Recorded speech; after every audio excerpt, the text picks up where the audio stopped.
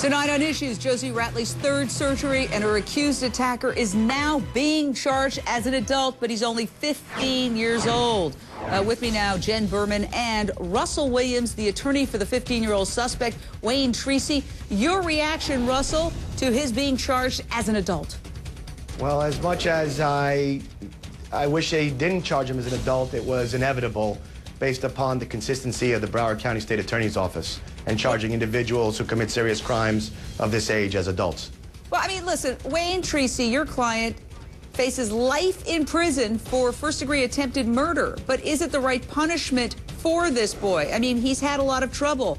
He saw his own brother commit suicide. On his birthday, he finds his brother hanging from a tree. His father's been in and out of prison dozens of times.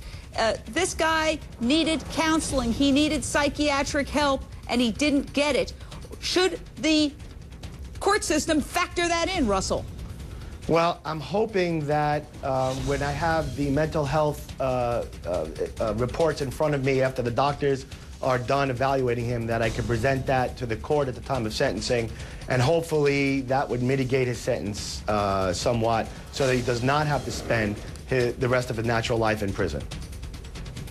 Yeah, you're looking at some of the details of his troubled past, but you essentially, Russell, are not denying that this occurred. In other words, you're admitting, yeah, he did do this.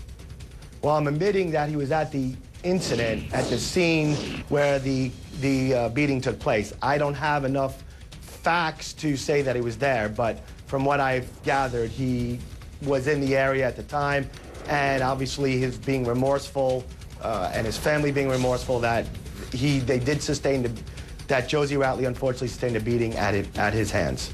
Jennifer Berman, psychotherapist, what kills me is this is destroying two families. I don't condone, obviously, what this kid did. It was evil, it was violent, it was horrible, alleged. But to destroy two young lives, it just, there's got to be some other way. There's got to be some other alternative than just incarceration to deal with cultural problems.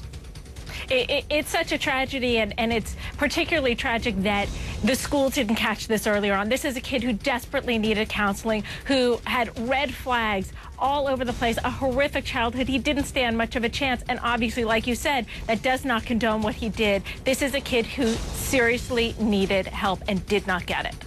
I think that the parents, to a certain degree, have to be held responsible if a child does something like this, and that's where I see the big gap. Jennifer, what about the parents that didn't get him counseling?